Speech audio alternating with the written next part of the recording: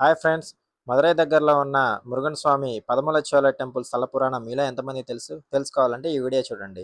పురాణాల ప్రకారం అవ్వయ్యారు అనే ఒక ముసలావిడ ఉండేది. ఆవిడకి కొంచెం గర్వం ఉండేది. అయితే ఒకరోజు అవ్వ చెట్టు కింద నిద్రిస్తుండగా ఒక బాలుడు రూపంలో మురుగన్ స్వామి చెట్టు వద్దకు చేరుకొని వేడి పళ్ళు కావాలా, చల్లపళ్ళు కావాలని అవ్వను ప్రశ్నిస్తాడు. చల్లపళ్ళు కావాలా నాయన అంటుంది. అప్పుడు చెట్టు ఊపి మురుగన్ స్వామి పళ్ళని కింద పడేస్తాడు. అందులో ఒక పండుని తీసుకొని అవ్వ ఊదుతుండగా చల్లని పళ్ళు కావాలని చెప్పి నోటితో ఊదుతున్నావేంటని మురుగన్ అంటాడు. ఆ మాటతో తను సాధారణ బాలుడు కాదని మురుగనని అవ్వ తెలుసుకుంటుంది.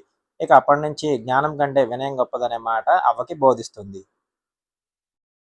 అదేవిధంగా ఈ పలముదిరి టెంపుల్లో మనం సుబ్రహ్మణ్యేశ్వర స్వామిని శ్రీ వల్లి దేవసేన సమేతంగా చూడొచ్చు. అన్ని దేవాలయాల్లో మురుగన్ ఒక్కరే ఉంటే ఈ దేవాలయాలు మాత్రం స్వామివారు ఇద్దరు అమ్మవార్లతో దర్శనమిస్తారు. మీరు మదురై వెళ్తే మాత్రం ఈ టెంపుల్ని అస్సలు మిస్ అవ్వద్దు ఫ్రెండ్స్.